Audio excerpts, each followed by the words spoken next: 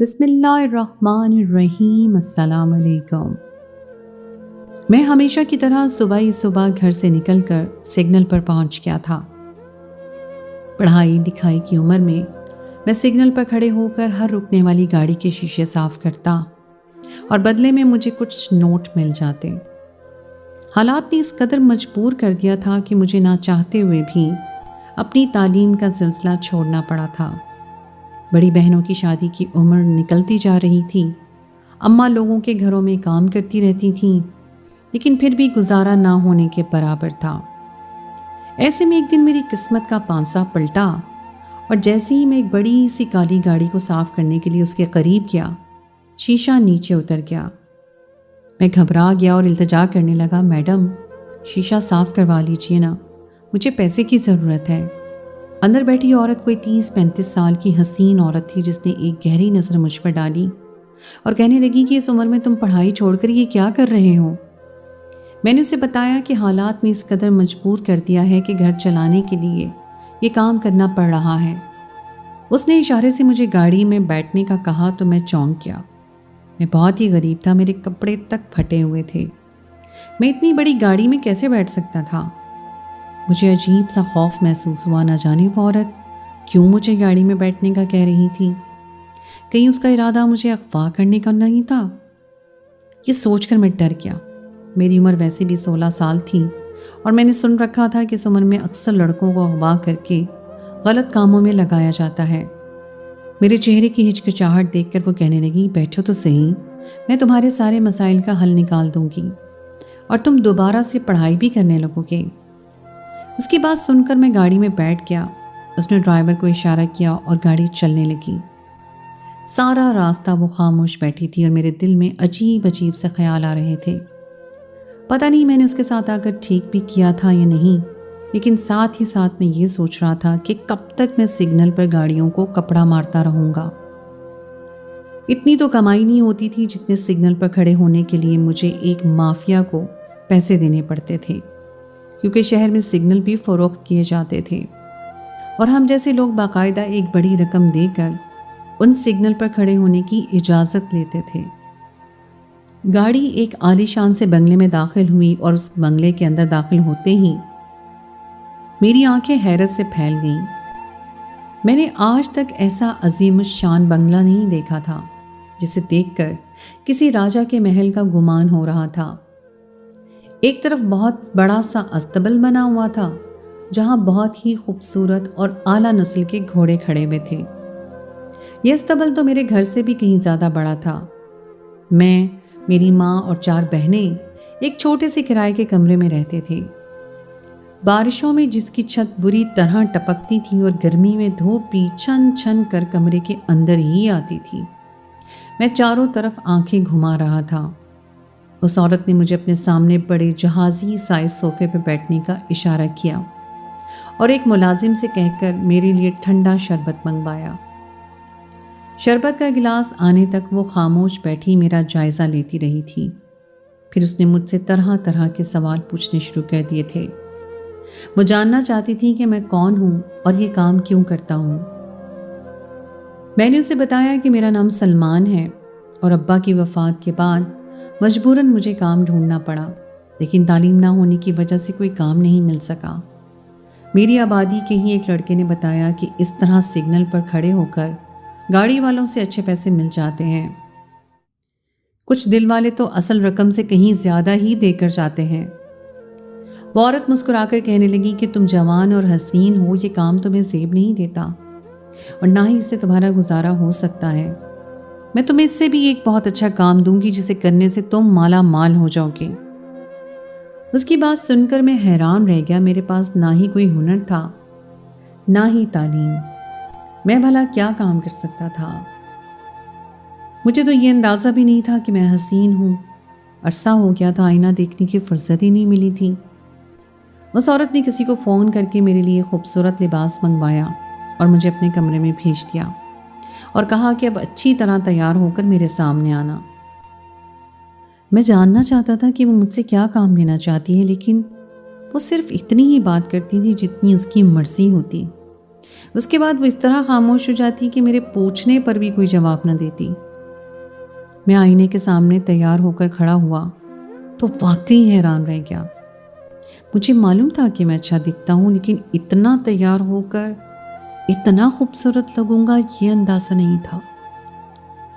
مجھے دیکھتی اس عورت کے چہرے پر ایک گہری مسکراہٹ آ گئی اور وہ کہنے لگی، دیکھا سلمان، میں نے کہا تھا نا تم بہت خوبصورت اور جوان ہو۔ اب میں تمہیں بتاتی ہوں کہ میں تمہیں یہاں تک کیوں لائی ہوں۔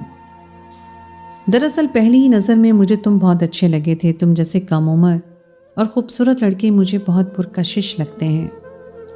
تمہیں میرے لیے زیادہ کچھ نہیں کرنا، بس میرے ساتھ وقت گزارنا ہے۔ بدلے میں تمہیں بہت زیادہ پیسوں سے نواز دوں گی۔ میڈم کی بات سن کر میں دنگ رہ گیا۔ میں نے سوچا بھی نہیں تھا کہ وہ مجھ سے اس طرح کی کوئی بات کریں گی۔ میں اتنا بچہ بھی نہیں تھا کہ ان کی بات کا مطلب نہیں سمجھ پاتا۔ میں حیرت سے میڈم کو دیکھنے لگا۔ یہ کیسے ممکن تھا کہ میں ایک 16 سال کا لڑکا تھا اور وہ 30 سال کی عورت؟ میڈم مسکرا کر میرے قریب آئی اور میرے کندھے پر ہاتھ رکھ کر کہنے لگی، شرمانے کی کوئی ضرورت نہیں ہے۔ میں تمہیں اتنا پیسہ دوں گی کہ تم اپنے گھر والوں کی ساری ضرورتوں کو پورا کر دو گے۔ بس تمہیں دن رات یہیں میرے ساتھ اس بنگلے میں رہنا ہوگا۔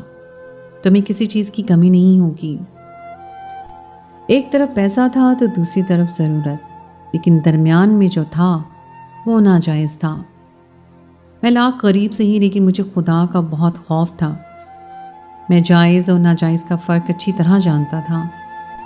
میں نے میڈم سے صاف صاف کہہ دیا کہ میں حرام رشتہ نہیں بنا سکتا۔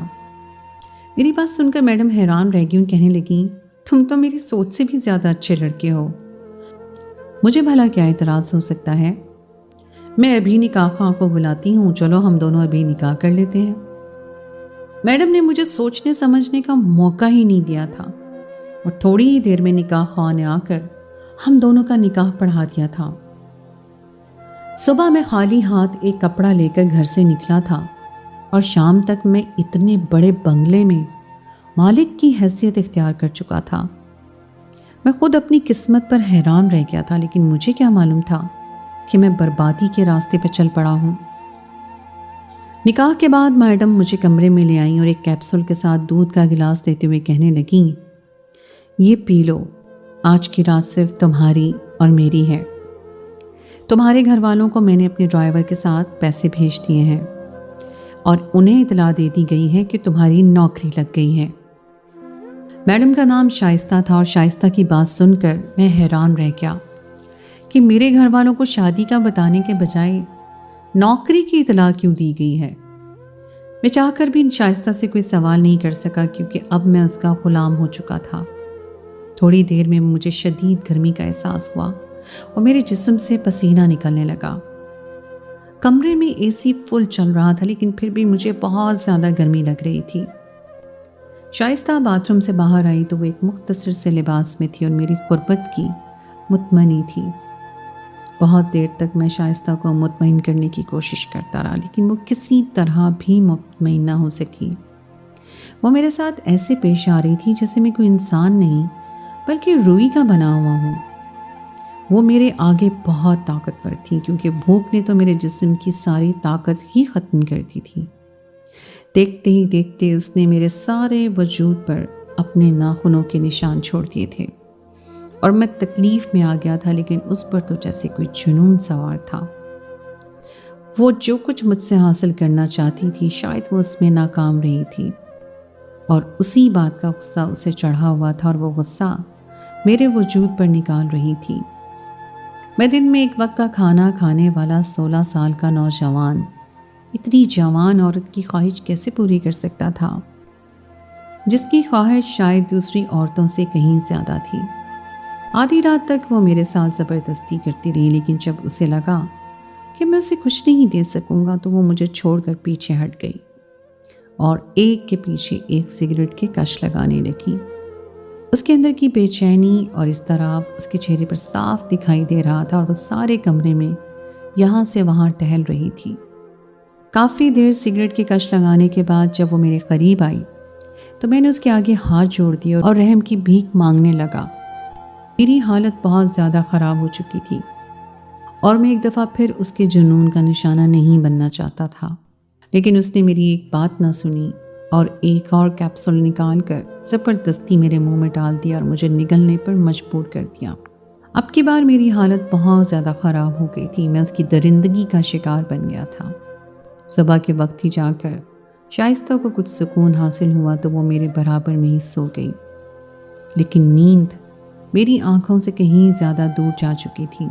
شادی کی پہلی رات ہی مجھے اندازہ ہو گیا تھا کہ میں نے کس قدر گھاٹے کا سودا کر لیا ہے۔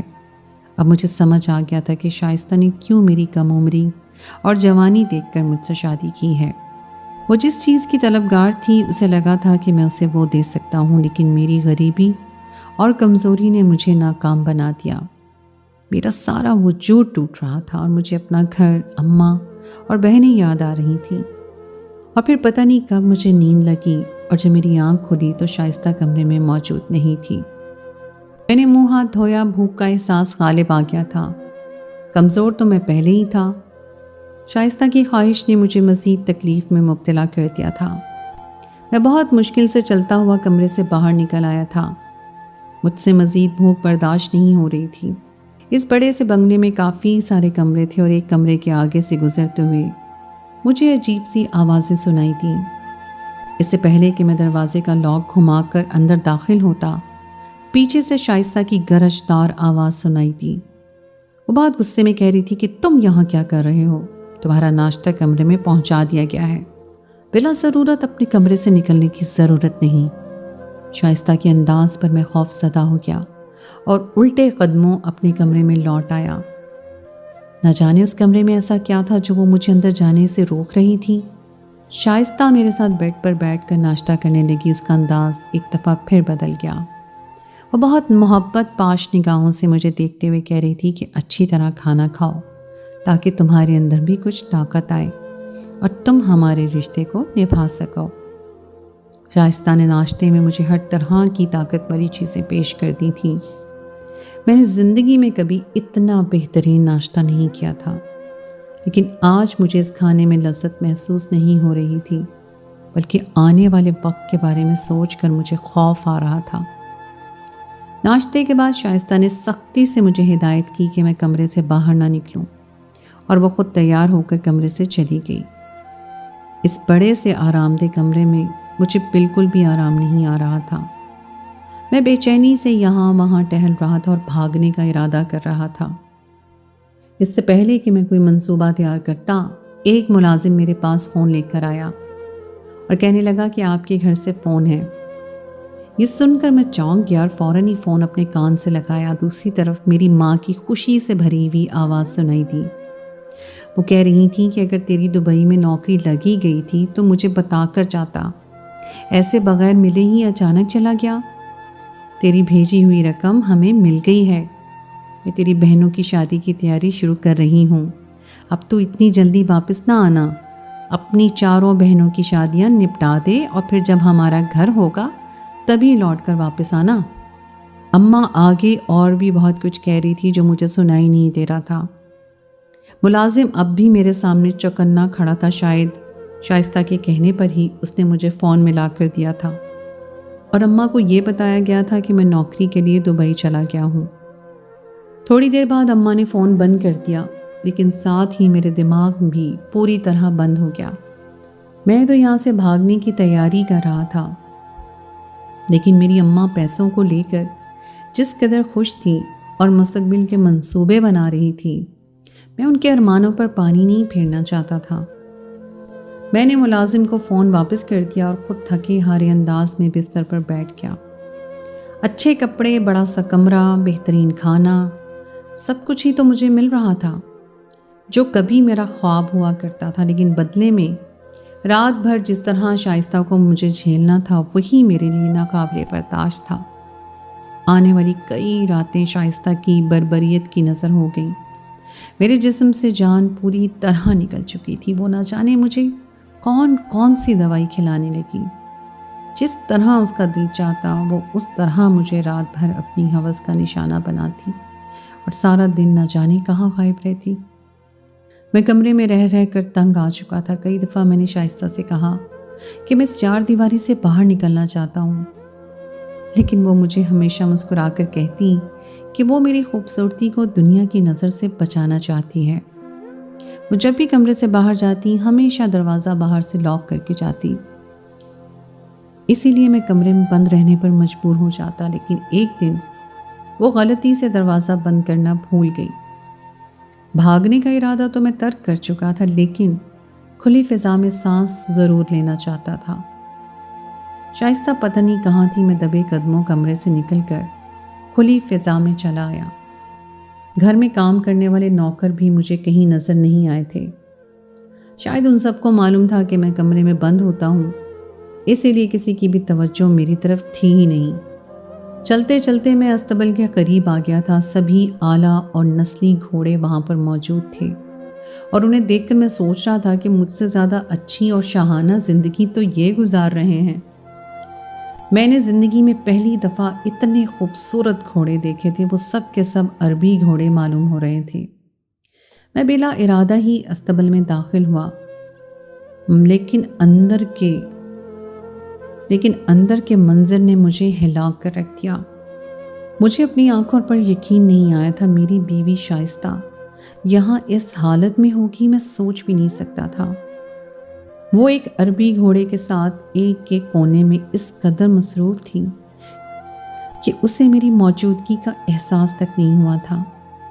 میری آنکھیں کھلی کی کھلی رہ گئی تھیں۔ جس لباس میں وہ رات کو میرے ساتھ ہوتی تھی، اس لباس میں وہ وہاں اس وقت موجود تھی۔ اس پر ویسا ہی جنون سوار تھا جیسے رات کو کمرے میں ہوتا تھا۔ وہ عربی گھوڑا شاید شائستہ سے پوری طرح مانوس تھا، اسی لیے وہ دونوں ایک دوسرے کے ساتھ خوش تھے۔ شائستہ کبھی اس کی کمر پر ہاتھ پھیرتی تو کبھی اس کی گردن کو چومتی۔ گھوڑا بھی مستقل شائستہ سے اپنی محبت کا اظہار کر رہا تھا۔ میں اپنی جگہ شاکڈ کھڑا تھا، میرے اندر تو ہلنے کی ہمت بھی نہیں تھی۔ انسان جانوروں سے محبت کرتا ہے اور جانور بھی انسان سے، یہ بات تو میں ہمیشہ سے جانتا تھا، لیکن یہ سب میں پہلی بار دیکھ رہا تھا کہ ایک عورت اپنی جنسی خواہش کی تکمیل کے لیے اپنے ہی پالتو گھوڑے کو استعمال کر رہی تھی۔ شائستہ کو اپنا بالکل بھی ہوش نہیں تھا۔ ایسا لگتا تھا جیسے وہ پوری طرح کسی نشے کی کیفیت میں ہو اور وہ اپنے ہی گھوڑے کے ساتھ پوری طرح مگن ہو کر اپنی خواہش کو پورا کر رہی تھی، وہ خواہش جس کی تسکین اسے مجھ سے حاصل نہیں ہو سکی تھی۔ مجھے اچانک ہی اپنی بیوی سے کراہیت کا احساس ہوا تھا۔ وہ اخلاقی طور پر کس قدر گری ہوئی عورت تھی، اس بات کا اندازہ مجھے آج ہوا تھا۔ میں سوچ بھی نہیں سکتا تھا کہ وہ ایک گھوڑے کے ساتھ جنسی تعلق قائم کرے گی۔ اپنی خواہش کو مکمل کرنے کے بعد جب اسے ہوش آیا تو اس کی نظر مجھ پر پڑ گئی اور وہ ایک دم حیران رہ گئی۔ شاید اسے یاد نہیں تھا کہ وہ کمرہ لاک کرنا بھول گئی ہے۔ وہ میرے قریب آئی اور مجھے بازو سے کھینچتی ہوئی دوبارہ کمرے میں لا کر پٹک دیا۔ غصے کے عالم میں مجھ سے پوچھنے لگی کہ تم کمرے سے کیوں نکلے تھے جبکہ میں نے تمہیں سختی سے منع کیا تھا۔ اس کا انداز ایسا تھا جیسے مجھے کچا چبا جائے گی۔ نہ جانے وہ کب سے گناہ کی اس لت میں مبتلا تھی اور آج اس کا یہ پردہ کھل گیا تھا۔ میں نے غصے میں شائستہ سے پوچھا کہ تم بتاؤ، تم یہ سب کیا کر رہی تھی؟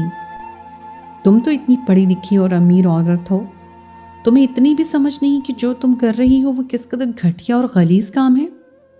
میری بات سن کر شائستہ نے ایک زوردار تھپڑ میرے منہ پر مارا اور کہنے لگی، تم خود تو میری یہ خواہش پوری کرنے کے قابل نہیں اور مجھے صحیح اور غلط تم سمجھاؤ گے؟ آئندہ میرے کسی بھی معاملے میں کچھ بولنے سے پہلے سوچ لینا کہ تم ایک معمولی غلام کے سوا اور کچھ نہیں۔ شکر کرو کہ میں نے تمہارا حال اپنے پہلے شوہر جیسا نہیں کیا، ورنہ وہ آج بھی بند کمرے میں پڑا چیختا چلاتا رہتا ہے اور اس کا کوئی پرسان حال نہیں۔ اب جب کہ تم میرا سچ جان ہی گئے ہو تو مجھے تمہیں کمرے میں بند کرنے کی کوئی ضرورت نہیں۔ میں نے شائستہ کے آگے ہاتھ جوڑ دیا اور اسے کہا کہ میں تمہارے کسی بھی گناہ میں شریک نہیں ہونا چاہتا۔ تم ابھی اور اسی وقت مجھے آزاد کر دو۔ میں واپس اپنے گھر جانا چاہتا ہوں، مجھے غریبی منظور ہے، لیکن یہ گھٹیا کام میں نہیں کروں گا۔ شائستہ ہنس کر کہنے لگی کہ تم نے نکاح نامے کے ساتھ ساتھ ایک ایگریمنٹ پیپر بھی دستخط کیا ہے، جس کے مطابق اگر تم مجھے طلاق دو گے یا پھر چھوڑ کے جاؤ گے تو تمہیں مجھے 10 لاکھ روپے ادا کرنے ہوں گے۔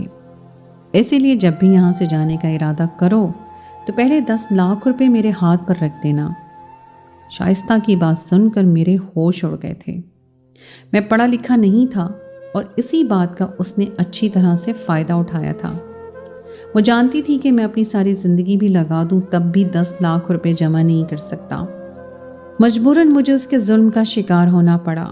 हर रात वो मेरे साथ ज़्यादती करती और दिन में घोड़ों के साथ। अब तो वो इस कदर बेबाक हो गई थी कि घोड़ों के पास जाते वक्त मुझे भी अपने साथ ले जाती और अपने सामने बिठाकर ही घोड़ों के साथ मोहब्बत करती। कुछ दिन गुजरे थे कि हमें पता चला शाइस्ता हामला है। ये सुनकर वो बहुत ही खुश हो गई। कहने लगी कि उसकी बहुत सालों से ख्वाहिश थी कि उसकी कोई औलाद हो, लेकिन ना ही कभी उसे जिनसी तस्कीन हासिल हो सकी और ना ही औलाद की खुशी। वो मेरे बाजुओं में झूल गई। कहने लगी, ये सब तुम्हारी वजह से हुआ है। ये औलाद तुमने ही मुझे बख्शी है, इसलिए मैं तुम्हारे घर वालों को बदले में माला माल कर दूंगी। मेरे साथ जो होना था हो गया था, लेकिन मेरे घर वाले एक अच्छी ज़िंदगी गुजार रहे हैं, ये सोचकर मुझे इत्मीनान था। बाप बनने की भी बहुत खुशी थी। मैं सारी ज़िंदगी शाइस्ता के साथ अजियत में नहीं गुजार सकता था। अगर हमारी औलाद हो जाती तो शायद वो गलत काम छोड़ देती। मुझे एक उम्मीद सी हो गई थी कि हमारी औलाद होने से शाइस्ता बदल जाएगी और हम एक अच्छी ज़िंदगी गुजारने लगेंगे। और वाकई हमल के 9 महीने शाइस्ता ने बिल्कुल ही अलग तरह से गुजारे थे। ना ही वो अस्तबल में जाती और ना ही मेरे साथ ज़बरदस्ती करती, बल्कि वो अपना ख्याल रखने में ज़्यादा वक्त गुजारने लगी थी। उसकी तब्दीली मेरे लिए खुश आइन थी, क्योंकि मैं एक नॉर्मल ज़िंदगी की तरफ वापस आना चाहता था। लेकिन शायद कुदरत को कुछ और ही मंजूर था। शाइस्ता ने अपनी जो ज़िंदगी गुनाहों में गुजारी थी, उसका खमियाजा भुगतने का वक्त आ चुका था। शाइस्ता को रात से ही दर्द हो रहा था और जब मैं ड्राइवर के साथ उसे हॉस्पिटल लेकर गया तो डॉक्टर ने बताया कि पैदाइश का वक्त करीब आ चुका है। कुछ घंटे डिलीवरी रूम में रहने के बाद डॉक्टर ने आकर बताया कि शाइस्ता ने एक बेटे को जन्म दिया है। लेकिन डॉक्टर का अंदाज बहुत ही अजीब था।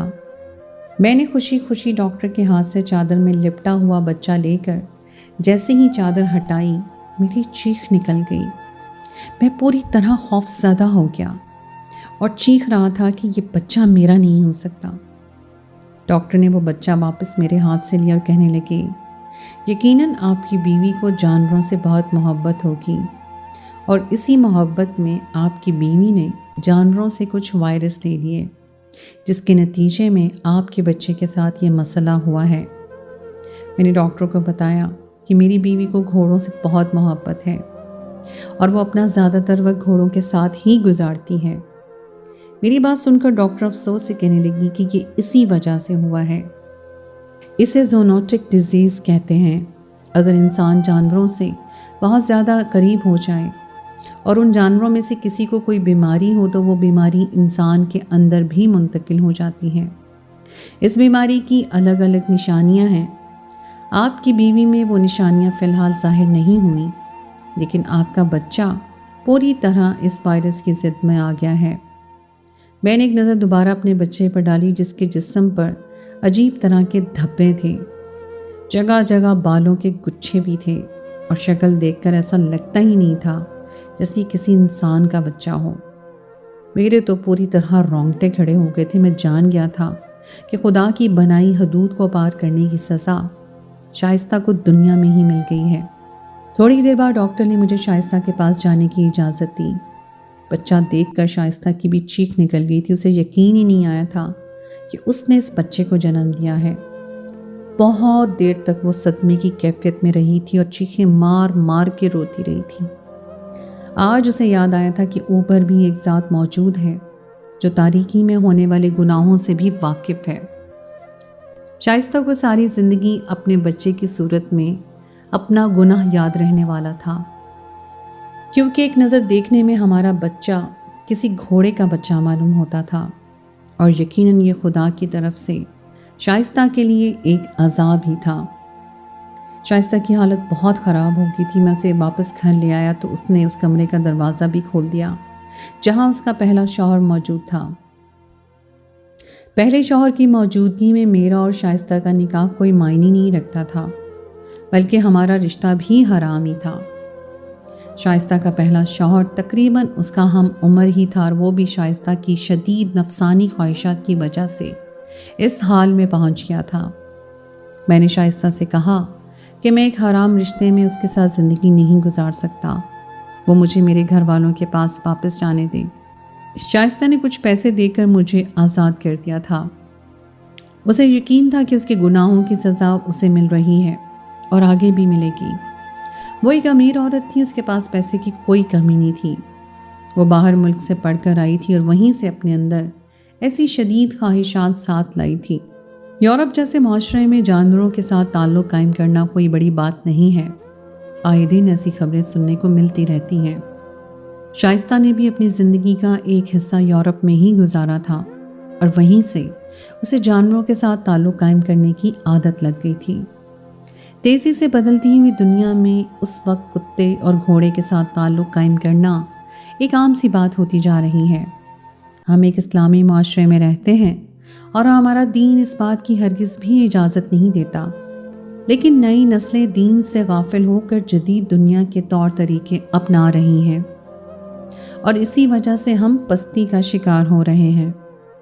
کیا آپ نے کبھی اس بارے میں سنا ہے کہ کسی انسان نے اپنے پالتو گھوڑے یا کتے کے ساتھ اپنی حدود سے تجاوز کیا ہو؟ آپ کو کیا لگتا ہے کہ دین کی تعلیمات سے ہٹ کر ہم کبھی خوشی حاصل کر سکتے ہیں؟ کامنٹس میں اپنی رائے کا اظہار ضرور کیجیے گا۔ تو دوستو، یہ تھی میری آج کی کہانی۔ امید ہے آپ کو آج کی کہانی پسند آئی ہوگی۔ کہانی اچھی لگے تو اس کو لائک ضرور کیجیے، اپنے دوستوں کے ساتھ شیئر کیجیے۔